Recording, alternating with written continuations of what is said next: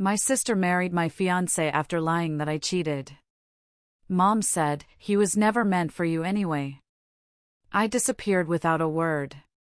Years later, I pulled up to the family reunion in a $200,000 car while they showed up late. Because their old junker broke down 2 blocks away. Hello everyone. Thank you for being here with me today.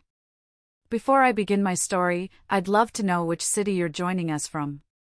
Please feel free to share in the comments. Now, let me take you into this story. My name's Audrey. I'm 29 now, but the story I'm about to share with you started nearly 7 years ago. I was a 22-year-old college graduate, just starting my first real job, and I was completely, utterly oblivious to just how twisted my own family could be. I grew up in a small suburban town in Ohio, the kind of place where everyone knows everyone, and a reputation sticks to you like gum on the bottom of your shoe. In our family, there were 2 daughters. My sister Brooke, 2 years older, was the sun, and I was the planet that quietly orbited her. She was the varsity cheerleader, the class president, the one my mom would proudly introduce at parties as my perfect daughter. And then there was me. I was the quiet one, the smart one, if we're being generous. But in our household, brains never, ever won out over charm. My parents, or more specifically, my mom, always favored Brooke. It wasn't subtle. It was the air we breathed in that house. It was in the small things, the everyday cuts that you don't realize are bleeding you dry until years later. I remember one report card in high school. I'd brought home a straight-A report, including an A+ in advanced calculus. My mom glanced at it, handed it back, and said, "That's nice, honey. Try to get out of your room more." That same day, Brooke came home with a C in biology, and my mom took her out for ice cream to cheer her up, because, as she explained to my dad later, Brooke is under so much pressure to maintain her social life. Our bedrooms were another testament to it. Brooke's room was a corner suite, painted a soft pink, with a white canopy bed and a walk-in closet. Mine was the small room at the end of the hall, overlooking the neighbors' trash cans. It was the room that was always a little too cold in the winter and a little too hot in the summer. When I asked once if I could paint it a different color, my mom said, "Oh, let's not make a fuss, Audrey. It's just a room." My dad, well, he was a neutral ghost in the background. A kind man who worked a long, thankless job in logistics, but a man who had learned that keeping the peace meant never crossing my mother. I remember catching him in the hallway one night after another fight where my mom had taken Brooke's side. He just looked at me with sad eyes and said, "Just keep your head down, Audrey. It's easier." He wasn't being cruel, he was giving me the only survival advice he knew. So I learned. I learned to make myself small, to dim my own light so hers could shine brighter. I learned that my achievements were inconvenient and my feelings were a bother. It was just easier that way. I loved my sister, or at least, I thought I did. But looking back, I realize I was just conditioned to accept my role as the supporting character in the story of her life. I didn't know then that she wasn't just content to have the spotlight, she was willing to burn down my entire world to make sure she was the only one left standing in it. Just when I'd resigned myself to a life in the shadows, I met Caleb. It happened in the most ordinary way. I was at a little coffee shop downtown, the kind with mismatched chairs and local art on the walls, trying to cram for a final exam. He was at the next table, sketching in a notebook. He was a few years older, a junior architect at a small firm, and he had the kindest eyes I'd ever seen. I dropped a pen, and it rolled under his table. When he handed it back, he smiled, and it was like the whole gloomy room lit up. We started talking, and we didn't stop for 3 hours. He had this way of listening, really listening, that made you feel like you were the only person in the world. He didn't just hear my words, he heard the spaces in between them. We started dating during my senior year of college. As I graduated and moved into the whirlwind of a new corporate job, he was my anchor. Our relationship wasn't flashy. We didn't need grand gestures. We built our world on late-night conversations over cheap takeout, long walks in the park, and the simple comfort of knowing we had each other's back. One night, I was stressing about a presentation at work, and he stayed up with me until 2 a.m., not just keeping me company, but helping me brainstorm, genuinely interested in the boring logistics of my project. He saw the person I was, not the person my family made me out to be. He'd listen to my ideas for a business startup I was dreaming of and say, "Audrey, that's brilliant. You could actually do that." For the first time, I felt seen. Bringing him home was like introducing a new species into a closed ecosystem. My family didn't know what to do with him. My mom, during that first disastrous dinner, grilled him about his career. "Architecture is so competitive, isn't it?" she'd asked, her smile never reaching her eyes. "What's the average starting salary for a junior architect these days? I hope it's enough to build a life on." It was mortifying. Brooke was worse, in a way. She was all polite sweetness on the surface, but there was a cold, calculating look in her eyes. "Audrey is so lucky to have you, Caleb," she'd said, placing a hand on his arm and letting it linger just a second too long. "She's always been so intense. It's good she has someone calm to balance her out." It was a classic Brooke move, a compliment wrapped around an insult. At the time, I told myself I was being paranoid, that it was just the usual territorial sister thing. Now, I know better. It was the look of a predator studying its prey. She wasn't just looking at my boyfriend, she was looking at something she wanted to take. The first real crack in the facade happened at my college graduation dinner. My parents had booked a table at a nice Italian restaurant. It was supposed to be my celebration, a recognition of 4 years of hard work. My dad gave a sweet, simple toast. Then my mom nudged Brooke. "Brooke, honey, say something." Brooke stood up, glass in hand. She started with, "It's so amazing seeing my little sister graduate." But she quickly pivoted. "It feels like just yesterday I was graduating, magna cum laude, of course." It was such a whirlwind, juggling my presidency duties and my charity work. It really taught me the importance of time management. She went on like that for 5 minutes, barely mentioning me again, until she ended with a joke at my expense. I remember when she couldn't even pass her driver's test on the first try, she laughed, making the whole table chuckle. We were all so worried. But look at her now. A college graduate. Everyone laughed except Caleb. He reached for my hand under the table and gave it a squeeze, a silent message, "I see it. I'm with you." I tried to brush it off. This was just Brooke being Brooke. But it stung, more than usual, to have her diminish my achievement in front of the one person who truly valued it. After Caleb and I moved into our apartment, the strange behavior escalated. One evening, as we were cooking dinner, he showed me his phone. "Hey, your sister texted me today," he said, a confused look on his face. The message read, "Hey you. Just saw a guy wearing that cologne you like. Made me think of you. Hope you're having a good week." My stomach twisted into a cold knot. "She what?" He shrugged. "It's a little weird, right? I only mentioned what cologne I wore once, like, months ago." He tried to laugh it off. Maybe she's just trying to be friendly. But it wasn't friendly. It was a boundary cross. It was a secret little message sent behind my back. That was the moment something inside me started watching, really watching. I started noticing everything. The way her hand would brush his arm when she laughed at one of his jokes. The way she'd bring up inside jokes from their childhood that I wasn't a part of, trying to create an alliance. My mom, either cluelessly or intentionally, became her accomplice. She'd organize a family game night, and somehow Brooke and Caleb would end up on the same team, with Mom cheering them on, while I was paired with my quiet father. It was a slow, creeping poison, designed to make me feel like the third wheel in my own relationship. After one of these nights, Caleb seemed distant. I asked him what was wrong on the drive home. He hesitated. "It's just, your sister. She says things. She told me you two used to fight a lot, and that you can be a little difficult when you don't get your way. My blood ran cold. She wasn't just being friendly. She was actively painting me as the villain in my own story, planting seeds of doubt, one poisonous whisper at a time.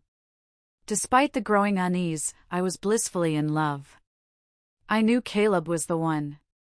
I'd been quietly saving up, a little from each paycheck, putting it aside for the perfect ring. I didn't want anything flashy. I found a beautiful, simple vintage ring, a small sapphire surrounded by tiny diamonds. It was elegant and timeless, just like I felt our love was. I planned a whole weekend trip to a quiet cabin in the mountains, a place I'd found online with a fireplace and a view of the stars. I had the ring hidden in my suitcase. I had the words I would say practiced in my head. I had our whole future planned out. The night before we were supposed to leave, as I was packing, Caleb came and sat on the edge of the bed. He was silent for a long time, just watching me fold a sweater. The look on his face told me something was terribly wrong. "Audrey," he started, his voice so quiet I could barely hear him. "I don't think I can do this." My hands stilled. I thought he meant the trip. "Is it work? We can go another time, it's no big deal." He shook his head slowly. "No. Not the trip." He finally looked at me, and his eyes were hollow. "Us." I just blinked, the word not registering. It felt like a punch to the gut, knocking the air out of my lungs. "What are you talking about?" We were just planning dinner for next week." He wouldn't look at me. His gaze was fixed on a loose thread on the bedspread. "I know about the other guy, Audrey." The words didn't make sense. It was like he was speaking another language. "What other guy?" "Caleb, there is no other guy." He finally looked up, and his eyes were filled with a pain that physically hurt me to see. "Don't lie to me. Please," his voice cracked. "Brooke told me everything." "She didn't want to," she said. "She was crying, trying to protect you. But she said she couldn't watch me get played for a fool." My blood turned to ice. "She showed me the texts, Audrey. The ones you've been sending your coworker for months. The ones where you said you were bored, that you felt trapped." "Texts? What texts?" "Show them to me." I was frantic, my mind racing. This was a nightmare. He shook his head, a single tear rolling down his cheek. "I can't." She deleted them from her phone right after she showed me. She said she didn't want to have that filth on her phone, that she just had to show me the truth. She said she caught you, that you admitted everything and you begged her not to tell me. The world tilted on its axis. The lie was so perfect, so complete. She had created a narrative, shown him manufactured proof, and then erased it so I had nothing to refute. It was my word against the word of the perfect sister who was only looking out for him. I wanted to scream, to shake him, but all that came out was a desperate whisper. "Caleb, look at me. It's a lie. She's lying." I reached for him, but he flinched away. The small movement shattered what was left of my heart. "You believe her, over me?" There was a long, terrible silence. He didn't have to say anything. His silence was the answer. A week later, he moved out while I was at work. He left a key on the empty kitchen counter. My mom called me that night, not to offer comfort, but to deliver the final, twisting blow. "You'll be okay, sweetie," she said in a chillingly calm voice. "He was never meant for you anyway." The 3 months that followed were a gray, featureless blur. I went to work. I came home. I ate food that tasted like cardboard. I slept, but never rested. I was a ghost haunting the apartment that used to be our home. I tried calling Caleb, but he never picked up. I sent him texts, long, rambling pleas, which were left unread. It was like he had ceased to exist. The final blow came on a Tuesday night. I was numbly scrolling through my phone, a habit I'd developed to pass the empty hours, when a text came in from an old college friend. "Hey, you seeing this?" Attached was a screenshot from a Facebook engagement announcement. It was Brooke and Caleb. They were standing in a park, golden autumn leaves all around them. He was smiling, but it didn't quite reach his eyes. She was beaming, her hand placed possessively on his chest, flashing a ring. My ring. The vintage sapphire ring I had picked out. The one that was still hidden in the back of my closet, waiting for a future that would never happen. I realized then that she hadn't just stolen my boyfriend, she had stolen my ring, my proposal, my entire life plan. I stared at the picture for a long, long time. I thought I would finally break, that the dam of grief would burst. Instead, I laughed. It wasn't a happy sound. It was a small, hollow, brittle thing that echoed in my empty apartment. It was the laugh of someone who had finally hit rock bottom and realized there was nowhere to go but up or out. That night, I packed a bag. Not everything, just the essentials. I walked through the apartment, a museum of a life that was no longer mine. I left his favorite coffee mug on the counter. I left the photos of us on the bookshelf. I took one last look around, and then I walked out and didn't look back. I wrote a short email to my boss, quitting my job, effective immediately. I sent a check to my landlord for the next 2 months' rent to break the lease.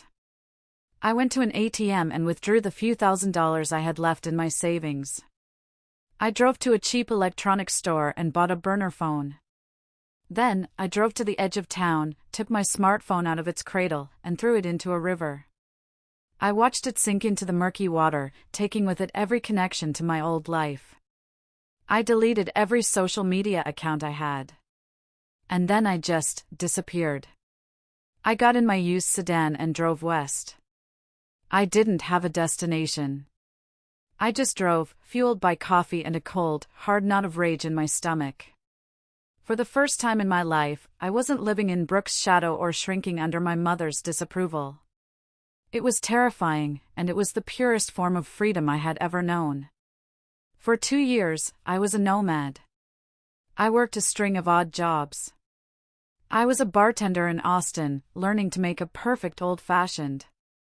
I was a barista in a hipster coffee shop in Denver. I was even a bellhop at a fancy ski lodge in Colorado, hauling luggage for people richer than I could ever imagine. I lived in cheap motels and rented rooms, and I was profoundly, achingly lonely. But in that loneliness, I found myself. In the quiet evenings, instead of scrolling through other people's lives, I started building my own. I filled notebooks with ideas, business plans, sketches. And one of them, a startup concept for a logistics optimization software I'd dreamed about in college, slowly began to take shape. I taught myself to code from online tutorials, spending hours upon hours in local libraries. I saved obsessively, living on instant noodles and gas station coffee. Bitterness, I learned, when it's channeled right, is one hell of a fuel. 3 years after that, I finally had a breakthrough. I found a partner online, a brilliant programmer from California who shared my vision. We pooled our meager resources, worked 18-hour days, and launched our company. We called it Lucent Tech. For the first year, it was a struggle. We nearly went bankrupt twice. But then we landed our first big client. And then another. And then another. The business started to grow, slowly at first, then like wildfire. By the time I was 28, 5 years after I vanished, I wasn't just doing well. I was quietly, independently wealthy. I had a beautiful home on a lake outside Seattle, a life I had built with my own 2 hands, brick by painful brick. And that's when the past found me. It started with an email, sent to an old college address I rarely used but kept for sentimental reasons. The subject line read, "Family reunion, we miss you, Audrey." I stared at the sender's name, Mom. My hand trembled as I opened it. The email was sickeningly cheerful, a masterclass in toxic denial. It was full of exclamation points and chatty updates about cousins I hadn't spoken to in years. She wrote as if I'd just been on a long vacation. And then came the paragraph that made my stomach churn. The best news is that Brooke and Caleb will be there with their little one. You have a nephew, sweetie. His name is Leo, and he is just the most precious thing. It just wouldn't be the same without you to complete our family picture. I deleted the email without responding. But it was like they had my scent now. A few weeks later, my business partner forwarded me an email from a supposed investor who was being unusually aggressive about setting up a meeting with me directly. Something about the phrasing felt familiar. I had my tech team do a little digging. They traced the burner email address back to an IP address in a public library. In my old hometown. It was Brooke. Posing as an investor to try and get to me. The desperation was pathetic. That's when I decided to call my old college roommate, Miles. He was one of the few people I'd kept in loose contact with, a good guy who had stayed in the area. After a few minutes of catching up, I asked, "Hey, weird question. Have you heard anything about my sister, Brooke, lately?" Miles let out a low whistle. Man, where to even start? It's a train wreck, Audrey. The word is, she's in debt up to her ears. She blew through some inheritance money from your grandmother's side trying to launch some lifestyle influencer brand that completely flopped. They're underwater on their mortgage, and I heard from a buddy that Caleb's car got repossessed last month. The biggest rumor is that he's threatening to file for divorce. He paused, and then delivered the final piece of the puzzle. The craziest part? They moved back in with your parents a few months ago. Of course, they had. Right back into the nest. And your mom, Miles added, his voice laced with pity, she's still spinning the same old story.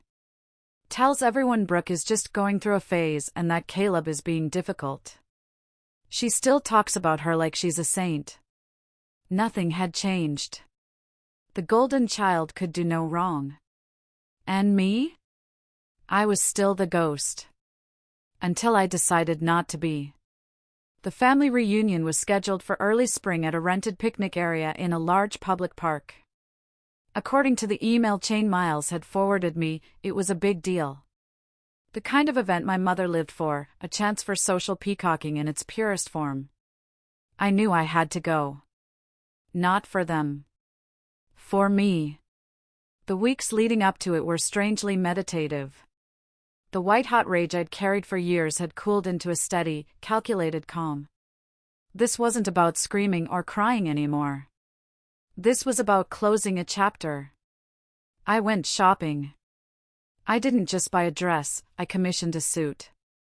A dark, tailored power suit from a boutique designer in Seattle. It was the kind of clothing that didn't need to shout to be heard. It whispered power. Then, for the day, I rented a car, a sleek, black, $200,000 Audi sedan. It was an obscene amount of money for a one-day rental, but it wasn't about the money. It was about the statement. It was armor. I booked a suite at a luxury hotel 2 towns over from my hometown and drove down the day before. That night, I didn't sleep much. I just stood at the window, looking out at the distant lights of the town that had spit me out, and I felt ready. The morning of the reunion, I arrived 10 minutes early. The park was already filling up with distant relatives laughing and kids running around. I drove the Audi slowly past the entrance and parked it in a prime spot, in full view of the main pavilion. I stepped out, took my time adjusting my jacket, and made my way toward the gathering. No one recognized me at first. My hair was different, my style was different, but more than that, the way I carried myself was different. I wasn't the timid girl who tried to blend into the wallpaper anymore. I walked with a purpose. I walked straight past the welcome booth, nodding politely at a confused-looking cousin, and casually picked up a glass of iced tea from the refreshment table. Then I heard it. A sharp, collective intake of breath from a nearby table. Audrey? It was my Aunt Michelle, my mom's sister. Oh my God, it is you. Whispers erupted and spread like a virus through the crowd. Heads turned. Conversation stopped mid-sentence. I just smiled politely, gave a small nod, and kept walking until I saw them. My mom, standing near the main table, frozen, a paper plate of potato salad halfway to her mouth. And Brooke, next to her, her face a mask of disbelief that quickly curdled into something else. Resentment. And next to them, holding a small boy's hand, was Caleb. He looked older, wearier, and he was staring at me like he'd just seen a ghost. Just then, my mom's phone buzzed. She glanced at it, and her expression soured. I overheard her mutter to my aunt, "It's Brooke. Their car broke down 2 blocks away." I glanced at the gleaming black luxury car I'd parked near the gate. Every eye in that park was on me now. And for the first time in my life, I didn't shrink. I took a slow sip of my iced tea. And I waited for the show to begin. A few minutes later, a beat-up silver minivan that looked like it had been through a war rolled into view. It sputtered as it lurched to a stop at the curb, the engine letting out a final, rattling sigh. Brooke stepped out of the driver's side, looking flustered and furious, slamming the door behind her. She spotted me almost instantly. The smug confidence she always wore was gone, replaced by a look of pure, unadulterated shock. The afternoon went on in waves of excruciating awkwardness. Distant cousins gave me half-hearted hugs, their eyes full of questions they were too polite to ask. My mother tried to act normal, her voice overly bright. "Audrey, sweetie. We're so glad you could come," she chirped, leaning in for a hug that I didn't return. Then came the speeches. My mom stood up, tapping a fork against her wineglass, a practiced smile on her face. "I just want to thank everyone for coming," she began, her tone syrupy sweet. "It means the world to see our whole family finally back together." She paused for effect. "And I especially want to honor my daughters. Brooke, of course, who's had such a challenging year but continues to inspire us all with her strength and resilience." The lie was so bald-faced it was almost impressive. "And Audrey," she continued, her eyes flicking to me, "who surprised us all by showing up after, well, a little time away." I felt every eye in the place swing toward me. She kept going, talking about forgiveness and moving forward. It was a performance, and she was the star. Brooke followed, giving a short, rehearsed monologue about the importance of family ties, glancing at me with a look that was meant to be conciliatory but was filled with malice. I stayed seated. I didn't clap. And then, as the polite applause for Brooke died down, something I never could have predicted happened. Caleb stood up. He walked to the front, holding his son, Leo, by the hand. His face was pale, but his eyes were clear. "I wasn't going to say anything," he began, his voice clear and steady, cutting through the awkward silence. "But since we're all being honest today." Brooke's head snapped toward him. "Caleb, don't." He held up a hand. "No. You've had your turn." My mother's face looked like it was carved from ice. "I've kept quiet for years," Caleb said, his voice growing stronger, fueled by a truth that had been buried for too long. "I've lived with the guilt and the shame of what happened. But seeing Audrey here, I can't pretend anymore. You all believed that Audrey cheated on me. That she was the one who lied, who abandoned us. But none of that was true." The entire park went dead silent. You could have heard a pin drop. "Brooke lied," he said, his voice cracking slightly. He recounted the story, the whole ugly thing. "She showed me fake texts, fake screenshots. She created an entire story to convince me that Audrey had another man. She told me Audrey was too smart for me, that she'd eventually leave me for someone more successful. She played on every insecurity I had." His eyes found mine across the lawn, and they were filled with a regret so profound it was almost tangible. "And I believed her," he said, his voice dropping to a whisper. "Because I was young, and I was a coward. I let her manipulate me because it was easier than facing my own fears." He looked directly at Brooke, whose face was a mask of pure fury. "You didn't just lie. You destroyed something beautiful. You manipulated everyone just to take what your sister had. He then turned to my mother. And you encouraged her. You told me it was for the best. You sold me on a lie. Finally, he looked back at me, and his voice was thick with emotion. I'm so sorry, Audrey. I know it's too late, and I don't expect forgiveness. But I needed you to know the truth. He stepped down, and without another word, took Leo's hand and walked straight past Brooke and my mother, disappearing into the crowd. After Caleb walked away, no applause followed. No one moved. The silence was absolute, thick with the weight of a truth that had just detonated in the middle of their pleasant family gathering. Brooke stood frozen, her face a grotesque mixture of fury and humiliation. My mother sat down heavily in her chair, looking small and defeated for the first time in her life. And me. I stood up.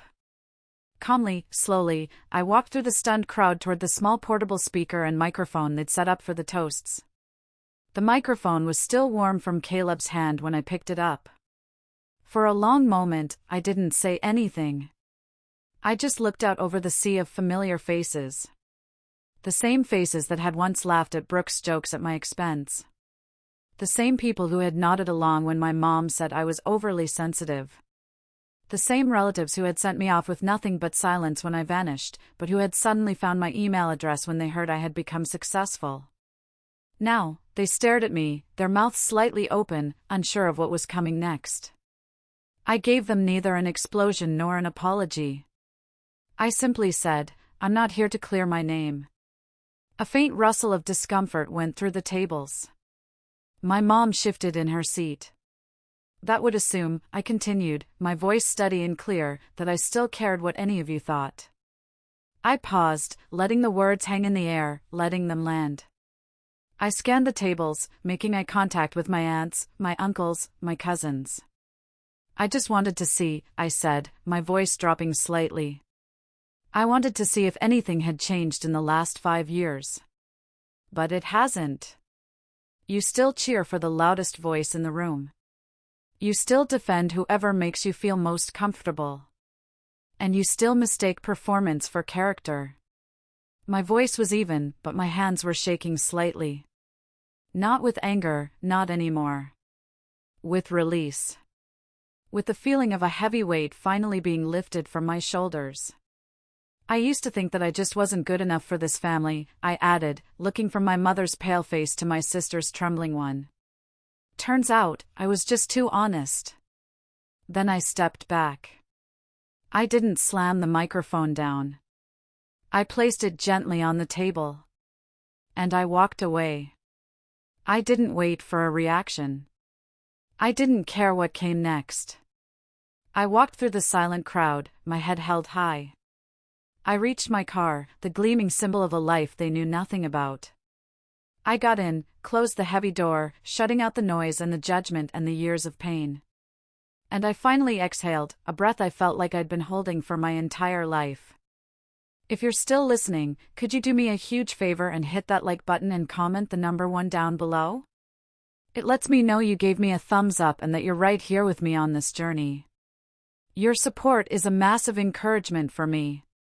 So please, comment with a 1, and let me tell you what happened next. Returning to the sterile quiet of my hotel suite that night was surreal.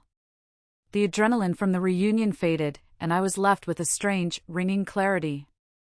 Hearing Caleb speak the truth out loud had been validating, like a pressure valve being released. But as I paced the floor of the suite, a different feeling began to take root. It wasn't enough. The betrayal hadn't just been a moment of jealous cruelty. It had been a calculated campaign. And I needed to know just how deep it went. The next morning, I didn't drive home. I stayed. I opened my laptop and I did something I hadn't allowed myself to do in years. I started digging.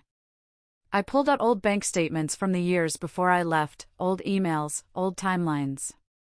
The patterns were there, hiding in plain sight. But I was an amateur. I needed a professional. I called a man I'd met through one of my investors, a forensic accountant named Arthur. He was a quiet, meticulous man who found stories in numbers. I flew him out the next day.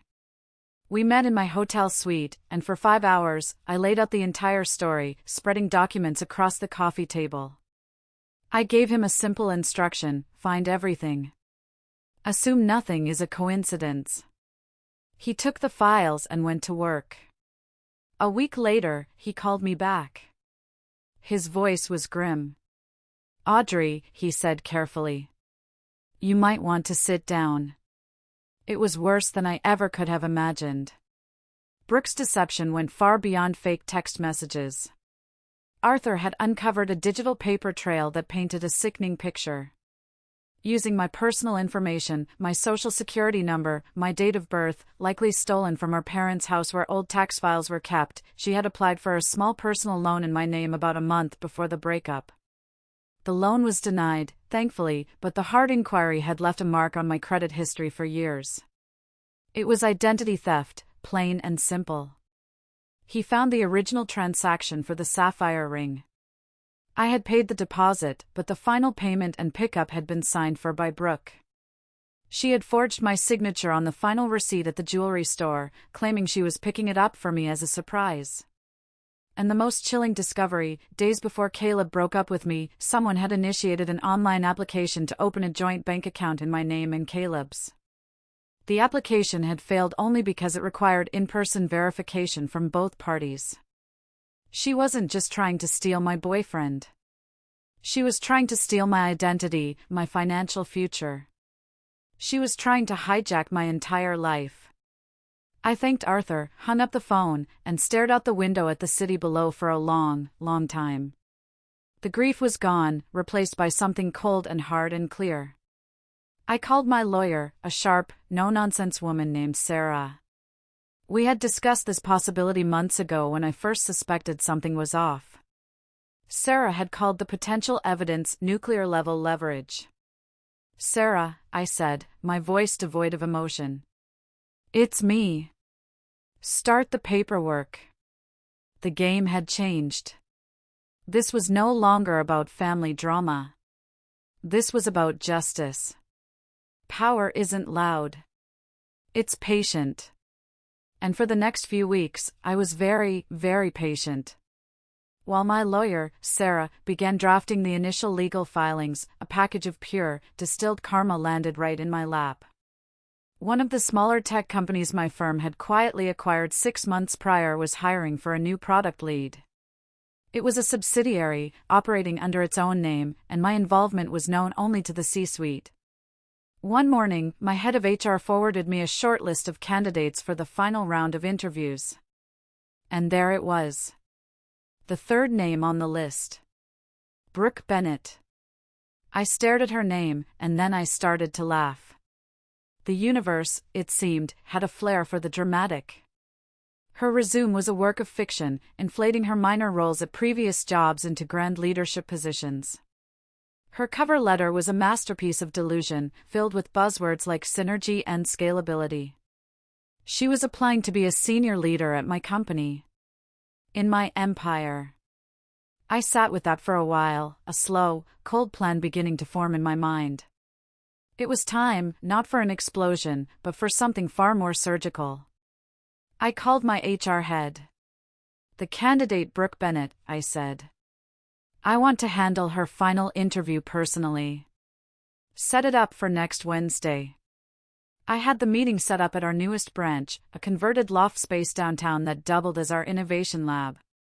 It was sleek, intimidating, and entirely disconnected from any public press about Lucent Tech. No names on the door, just frosted glass and a quiet security system that would log her every movement. The day of the interview, I was in a small observation room behind a two-way mirror. I had instructed the interview panel, 2 of my top VPs, to treat her like a serious candidate. Ask her tough questions, I'd told them.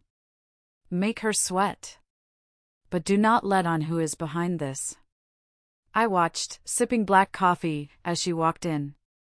She looked different. The years of stress and failure had taken their toll. She was thinner, and there were faint lines of anxiety etched around her eyes. She wore a cheap blazer that didn't quite fit her shoulders. Still, the old arrogance was there. She talked and talked. She spun stories, boasted about her brand leadership experience, and took credit for projects I knew for a fact she hadn't even touched. When the interview was over, my VPs told her they needed to confer and asked her to wait in the lobby. I told them to stall her for exactly 15 minutes. Just long enough for me to slip out of the observation room and take my place in the corner office upstairs, the one with my name etched subtly on the glass door, Audrey Bennett, CEO. 15 minutes later, there was a soft knock on the office door. My assistant opened it. "Ms. Bennett will see you now," she said. Brooke entered, a fake leather folder clutched in her hands, a nervous, expectant smile on her face. She was probably expecting to meet some tech bro in a hoodie. And then she saw me, sitting behind the large, minimalist desk, my hands steepled in front of me. She stopped dead in her tracks. The folder slipped from her fingers, scattering her fictional resumes across the polished concrete floor. She didn't say a word. Just stared, her face draining of all color until it was a pasty, sickly white. I let the silence stretch, letting her stand there in the ruins of her own making. Finally, I leaned back in my chair and gave her a small, slow smile that held no warmth at all. "Hey, Brooke," I said. "Long time." Her mouth opened, then closed again like a fish. Her throat bobbed as she swallowed. I didn't realize. This is your company?" "It is," I said, my voice soft but sharp as glass. "I didn't come here to gloat," I lied calmly. "This isn't about revenge. This is about closure." That seemed to snap her out of her shock. A flicker of the old Brooke returned. "Audrey, listen," she stammered, taking a step forward.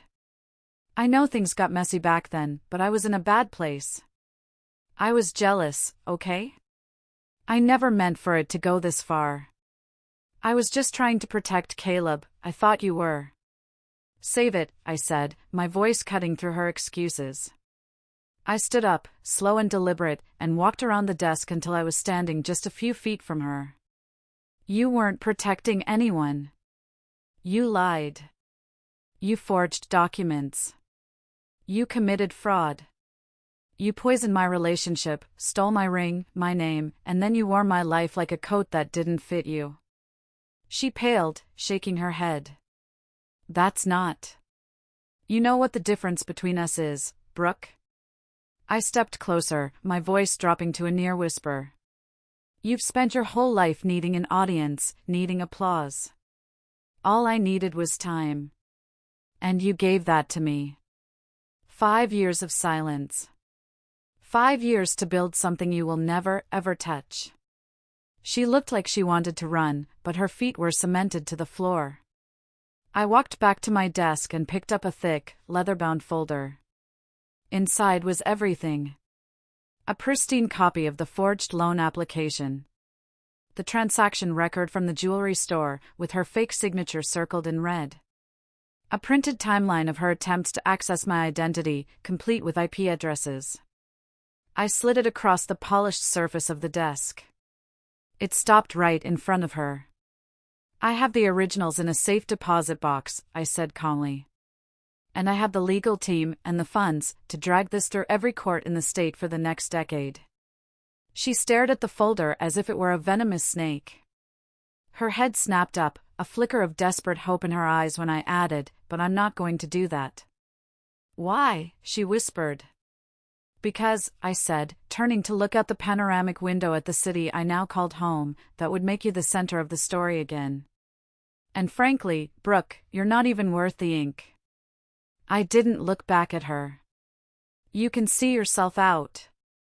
And I let her walk. No guards, no threats. Just the crushing weight of her own failure. Because what came next wasn't going to be loud. It was going to be devastatingly quiet. She left without another word, closing the heavy office door with a soft click, as if afraid to wake a sleeping beast. She was right to be afraid. The beast was wide awake.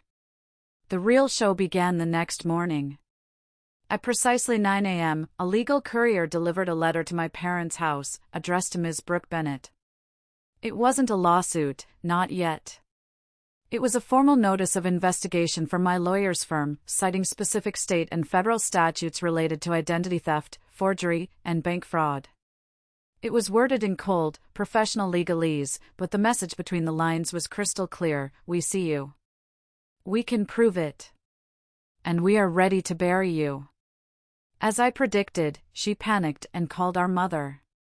By noon, my phone, which they had somehow gotten the number for, was blowing up with texts and voicemails.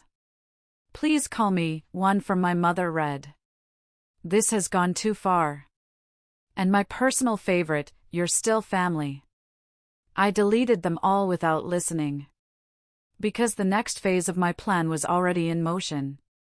The house they were all living in, the one my mother was so proud of, was technically under her name. 2 years ago, when I first caught wind from Miles that my mother was draining her retirement funds to prop up Brooke's failing lifestyle, even selling off a small lake house my grandfather had left her in his will as part of her inheritance, I had stepped in. Quietly, legally, through a third-party wealth advisor acting on behalf of a private trust, I made my mother an offer she couldn't refuse. The trust would buy a 50% stake in her primary residence, clearing her debts and giving her cash flow. She signed the papers without ever asking who the silent partner in the trust was. Why would she? She thought I was still some broken girl licking her wounds somewhere. Now, a second letter from a different law firm, the one representing my trust, was delivered to my mother. It informed her that, due to a defaulted clause in the agreement related to using the property to shelter an individual under criminal investigation, a motion was being filed to liquidate the asset immediately. There was no way they could pay off the trust stake. I had just legally taken their roof from over their heads. But even that wasn't the finishing blow. That came through Caleb. I sent him a single, simple message: "If you'd like full and sole custody of Leo, I can help." He responded within an hour. We met at a quiet cafe halfway between our cities. He looked tired, but the haunted look was gone from his eyes. "I don't want your money, Audrey," was the first thing he said. "It's not about money," I replied, stirring my coffee. "It's about that kid. He deserves a stable life, away from all of this toxicity." I told him I would fund the entire legal battle. I would provide him with the best family lawyer in the state. I even offered to set up a college fund for Leo, ensuring his future was secure. Tears welled in Caleb's eyes. "Why would you do this?" he asked, his voice thick with emotion. I looked at him, and for the first time, I didn't feel anger or hurt. I just felt a quiet resolve. "Because you're the only one who ever told the truth." 2 months later, the custody hearing was a formality. Brooke showed up alone and unprepared. Caleb, backed by a powerhouse legal team, left with full and sole custody of his son. Brooke was left with nothing but the consequences of her own actions. The final stroke wasn't delivered by a lawyer, but by the local newspaper. They ran a glowing, full-page profile on Lucent Tech and its mysterious, successful founder. It was a story about resilience, about overcoming obstacles, about building an empire from scratch. And right there, in a small sidebar about my personal journey, was a carefully worded, lawyer-approved paragraph about leaving my hometown after a deep personal betrayal involving financial fraud and identity theft by a close family member. It mentioned that legal action was being explored. Brooke Bennett's name wasn't in the article, but it didn't need to be. In our small town, everyone knew. The fallout was slow, thorough, and devastating. The few friends Brooke had left stopped returning her calls. The small businesses that had once hired her for freelance work suddenly had no projects available. My mother, realizing the house was no longer salvageable, was forced to sell it in a hurry. It went for a fraction of what it was worth. She moved into a cramped, depressing 2-bedroom apartment on the outskirts of town, far from the neighborhood where she'd once hosted garden parties and bragged about her perfect daughter. Her social ruin was absolute. I heard from Miles that she was at the grocery store one day and an old friend, a woman she'd known for 30 years, saw her, turned her cart, and walked quickly down another aisle. The shame didn't hit her all at once. It chipped away at her slowly, in 1,000 quiet snubs. She tried calling me one last time. She left a voicemail, her voice thin and brittle. "Audrey, please. Whatever she did, we're still family." But she'd already taught me what family meant to her. I remembered every lesson. And I deleted the message. Brooke, true to form, tried to run. After losing custody, after the article, after the house was sold, she disappeared to another city. But the digital world has a long memory. Employers Googled her name. The newspaper article was the first result. Background checks lit up with red flags. One night, Miles sent me a screenshot. Brooke had started a GoFundMe page. The caption read, "A single mom trying to rebuild her life for her son after some unfair curveballs. Every little bit helps." The picture was a heavily filtered selfie. There was no mention of me, of Caleb, or of the truth. I didn't donate. Neither did anyone else. After 3 weeks, it had raised a grand total of $75. It was the ultimate public humiliation. A few months ago, a plain white envelope arrived at my office. There was no return address. Inside, there was no letter, no note. Just a piece of construction paper folded in half. It was a crayon drawing. A little stick figure with spiky hair and a lopsided smile was holding hands with a taller stick figure in a suit. It was from Leo. I pinned it to the corkboard above my desk. Not because I needed to remember who I was to them, but to remind myself of who I had become despite them. I don't speak about the past often. Not to the press, not to my partners, not even to the people who work beside me every day. Because the revenge, as satisfying as it was, wasn't my origin story. It was just the footnote. The real story was the rebuilding. The real story was the quiet nights spent learning to code, the failed business pitches, the moment I hired my first employee. The real story was the fact that I walked away with nothing but a single suitcase and returned with a name that carried weight. My mother used to say, "You'll regret walking away from your family." But here's what she never understood. I didn't walk away from family. I walked away from people who called themselves family, but who only ever treated me like a stepping stone, a backup plan, a shadow. And I never looked back. Not until that reunion. Not until I pulled up in that car, stepped out in a suit worth more than Brooke's last paycheck, and watched from the hilltop as they arrived late, huddled and sweating because their rusted minivan had broken down 2 blocks away. They limped into the gathering while I stood under the shade, glass in hand, watching them skin the crowd, watching them look for me, and realizing, finally, that I wasn't standing in their shadow anymore. They were standing in mine. Thank you for listening to my whole story. It means a lot to finally be able to tell it. If any of you have gone through something similar, or just want to share your thoughts, please feel free to leave a comment down below. It helps to know you're not alone in this world. And don't forget to like and subscribe if you want to hear more.